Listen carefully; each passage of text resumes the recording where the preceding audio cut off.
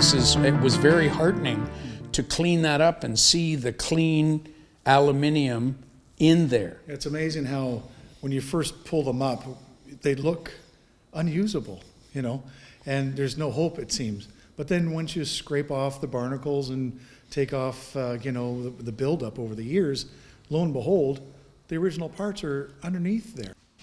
So Scott, that kind of winds up our program for today on the Rebuild Shop. It's late November. We've got our goals for the coming 2020. And so we just invite all our audience to come out and support us.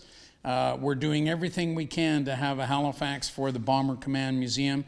And I'd like to thank you for your good work and your team's effort to help us out. Thanks so much, Carl. I mean, you know, like I say, it's a real privilege to be able to work on a project like this. It's important to Canadian aviation history, and just you folks out there, for those, you know, who have the means, please support us the best you can.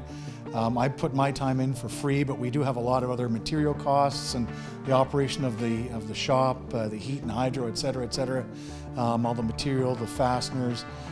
It's an expensive endeavor, and so please support us. And the more support we get, the better job we can do. We can get better material, take more time on some of the parts. So there's a direct relationship. The more support we get, the better product we're going to get. Great. Well, thanks, Scott.